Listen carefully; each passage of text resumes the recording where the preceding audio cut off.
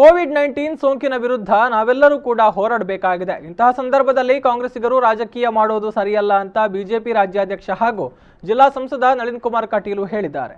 ಮಂಗಳೂರಿನ ಕಚೇರಿಯಲ್ಲಿ ಸುದ್ದಿಗೋಷ್ಠಿ ನಡೆಸಿ ಮಾತನಾಡಿದ ಅವರು, ಕಾಂಗ್ರೆಸ್ ನಾಯಕರಿಗೆ ಕಾರ್ಮಿಕರ ಬಗ್ಗೆ ಕಾಳಜಿ ಇದ್ರೆ ಕಳೆದ 40 ದಿನಗಳಿಂದ ಬಿಜೆಪಿ ಕಾರ್ಯಕರ್ತರು ಕಾರ್ಮಿಕರು ಇರುವ ಸ್ಥಳಗಳಿಗೆ ಹೋಗಿ ಆಹಾರವನ್ನ ಕೊಡುವ ಕೆಲಸ ಮಾಡ್ತಾ ಇದ್ದಾರೆ. ವಲಸೆ ಕಾರ್ಮಿಕರನ್ನ ಅವರ ಊರಿಗೆ ಕಳುಹಿಸುವಂತಹ ವ್ಯವಸ್ಥೆ ಮಾಡಲಾಗ್ತಾ ಇದೆ. ಇಂತಹ ಸಂದರ್ಭದಲ್ಲಿ ಕಾಂಗ್ರೆಸ್ ರಾಜಕೀಯ ಮಾಡ್ತಾ ಇರೋ ವಿಚಾರಕ್ಕೆ ಕಿಡಿಕಾರಿದ್ರು. ರಾಜ್ಯದಲ್ಲೂ ಲಾಕ್ಡೌನ್ ಘೋಷಣೆ ಆದಮೇಲೆ ಜನರ ಸಹಕಾರ ಮತ್ತು ನಮ್ಮ ಮುಖ್ಯಮಂತ್ರಿಗಳ ಸನ್ಮಾನ್ಯ ಯಡಿಯೂರಪ್ಪರ ನಿರಂತರವಾಗಿರತಕ್ಕಂಥ ಪರಿಶ್ರಮ ಯೋಜನೆಗಳ ಕಾರಣಕ್ಕೋಸ್ಕರ ಇವತ್ತು ರಾಜ್ಯವು ಕೋವಿಡ್ ನಿಯಂತ್ರಣದಲ್ಲಿದೆ.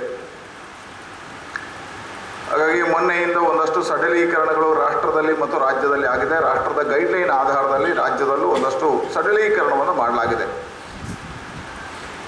ಹಾಗಾಗಿ ಇವತ್ತು ಅಂಗಡಿ ಮುಗ್ಗಟ್ಟುಗಳು, ಕೈಗಾರಿಕೆಗಳು, ಕಟ್ಟಡಗಳ ಕಾಮಗಾರಿಗಳು ಇಂತಹ ಕಾರ್ಯಗಳು ಪ್ರಾರಂಭ ಆಗಿದ್ದಾವೆ.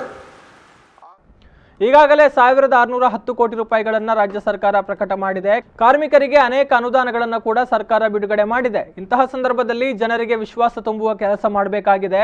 ವಲಸೆ ಕಾರ್ಮಿಕರಿಗೆ ಪ್ರತಿಯೊಬ್ಬರಿಗೆ ಉಚಿತ ಪ್ರಯಾಣದ ವ್ಯವಸ್ಥೆ ಕೂಡ ಆಗಿದೆ.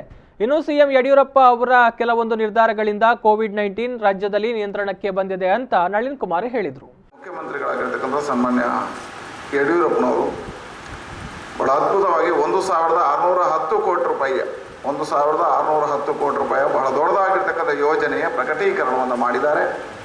ನಾನು ಇದನ್ನು ಸ್ವಾಗತಿಸ್ತೇನೆ ಮತ್ತು ಸನ್ಮಾನ್ಯ ಮುಖ್ಯಮಂತ್ರಿಗಳಾಗಿರ್ತಕ್ಕಂಥ ಯಡಿಯೂರಪ್ಪರನ್ನು ಅಭಿನಂದಿಸ್ತೇನೆ.